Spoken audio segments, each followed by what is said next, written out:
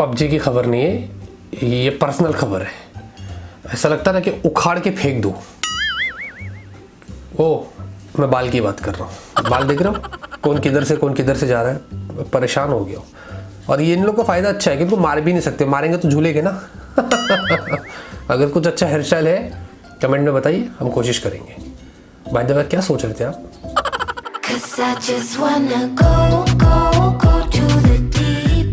Hello दोस्तों, tech news में आपका स्वागत है। आज की टेक न्यूज शुरू करते हैं। जबरदस्त गर्मा गर्म ताजा खबर हमेशा की तरह लेके आ गया हूं, और हमेशा ऐसे ही प्यार और सपोर्ट बनाए रखना। ये जो टेक न्यूज है ये हम दोबारा शूट कर रहे हैं पूरी के पूरी। जी हाँ, साइड से माइक लगा ही नहीं था। हम यूट्यूबर के साथ ये आए दिन होता रहता है। बाद में पोल की बात करें, टेक्नोरवेज स्मार्टफोन अवार्ड सीजन शुरू हो चुका है और उसका पहला पोल हमने कल रखा था। आपसे पूछा बेस्ट एंट्री लेवल फोन आपकी नजर में 2020 में कौन सा होगा। हमने काफी सारे फोन्स डाले, Redmi 9 Prime को डालना भूल गए थे, वो यूजर्स चॉइस पर, उसको भी हमने नॉमिनेशन में ऐड कर दिया। लेकिन 60% लोगों ने माइक्रोमैक्स इन 1B का नाम लिया। लोगों की भावना ही यहां पर बाहर आ गई, हम समझते हैं। खैर, जब वो आएगा वीडियो तब उसमें देखेंगे क्या होता है। एनीवेज, हमने Infinix Zero 8i की अनबॉक्सिंग किया, नहीं देखा जरूर से देखना। 50,000 लाइक्स आज मांगता है रे। 50 तोला लाइक करिए और फटाफट से आज की टेक न्यूज शुरू करते हैं। पहले खबर की शुरुआत करते हैं व्हाट्सएप से। व्हाट्सएप में दोस्तों वॉलपेपर्स और स्टिकर्स से रिगार्डिंग एक नया अपडेट आ चुका है जो बहुत ही इंटरेस्टिंग है, और ये ग्लोबली और इंडिया में दोनों जगह आ चुका है। जी हाँ, यहां पर दोस्तों वॉलपेपर्स पे अब आप अपने खुद के कस्टम लगाइए, पर्सनल चैट हो या जहां पर आपको ठीक लगे, स्टॉक है, उसके अलावा आपको डूडल वगैरह हो, या साथ में लाइट मोड और डार्क मोड के बीच में अगर आप स्विच करते हैं तो वॉलपेपर में ट्रांजिशंस भी आपको दिखाई देंगे। साथ में स्टिकर्स को उन्होंने और इंप्रूव कर दिया है, थोड़ा टेक्स्ट और इमोजी की तरह इजी कर दिया है, और भी बहुत सारी चीजें उन्होंने ऐड कर दी है। लेकिन जो अल्ट्रा लेजेंड्स देख रहे हैं with modded WhatsApp, GB WhatsApp वगैरह वगैरह, उनका रिएक्शन ऐसा होगा। Hey y'all, come look at this.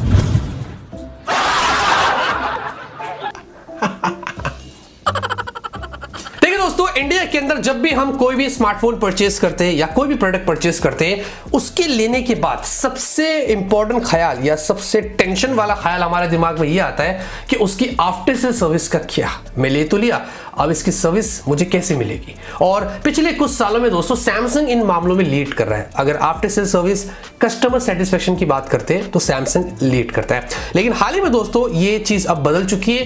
Counter point research की रिपोर्ट आई है जहां पर बताया जा रहा है कि इंडिया में अब अगर कोई ब्रांड आफ्टर सेल सर्विस में लीड करती है तो वो है ओप्पो।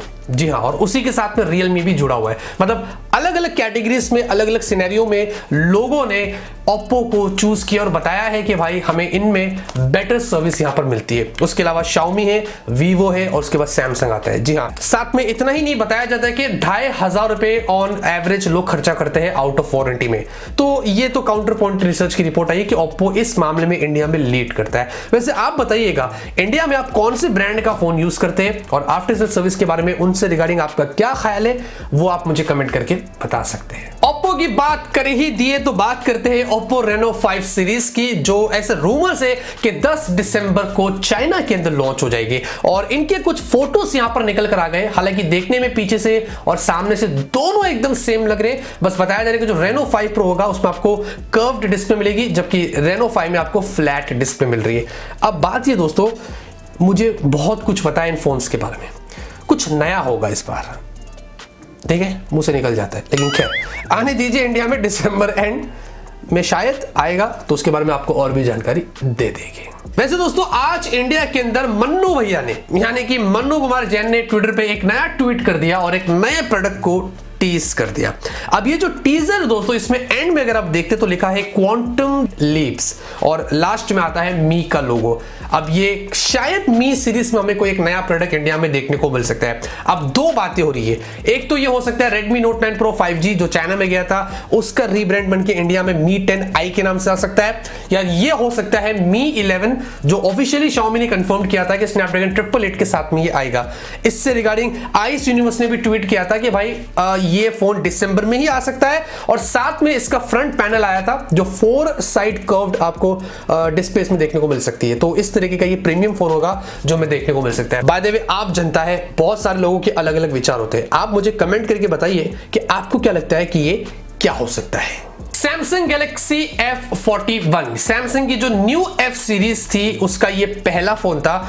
इंडिया में अक्टूबर में सेल के दौरान आया था। कैमरा सेंट्रिक फोन था, बाकी उसके अलावा तो कुछ खास नहीं था। लेकिन अब F सीरीज में एक और नया फोन आ रहा है। ये 91 मोबाइल्स और ईशन अग्रवाल द्वारा पता चल रहा है। इसका नाम है F62। जी हाँ, मॉडल नंबर लिस्ट हो गया है। और उसके अलावा अभिषेक यादव ने भी इससे रिगार्डिंग एक ट्वीट किया, जहां पर उन्होंने बताया कि गीक बेंच पर भी लिस्ट हो गया है और इसमें एंड्रॉइड 11 और एक्सिनोस 9825 प्रोसेसर है।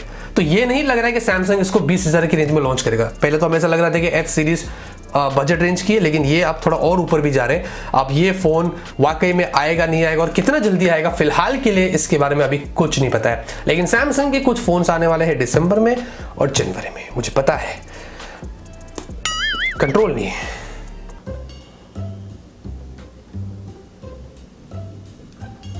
ठीक है, देता हूं, डोंट वरी। अब डेली कुछ ना कुछ अपडेट आ ही रहा है पबजी मोबाइल इंडिया से, तो मैंने सोचा बता ही देते। और अब ऐसा पता चल रहा है कि पबजी मोबाइल इंडिया, थोड़ी बैड न्यूज है, पबजी कॉर्पोरेशन जो है दोस्तों वो बहुत कोशिश कर रही है उसको इंडिया में लॉन्च करने की। और हाल ही में बात आई थी कि मिनिस्ट्री के साथ में उनको मीटिंग करना था ताकि वो बैठे, वहां से ग्रीन सिग्नल हो और वो ऑफिशियली लॉन्च करते। लेकिन अब जो मिनिस्ट्री वाले हैं वो ध्यान ही नहीं दे रहे, मतलब इग्नोर कर रहे। कौन पबजी, ऐसा यहां पर बातें निकल कर आ रही। अगर मिनिस्ट्री इग्नोर कर रही है, मीटिंग नहीं कर रही है, तो पबजी कॉर्पोरेशन को यानी कि पबजी मोबाइल इंडिया को ग्रीन सिग्नल कैसे मिलेगा?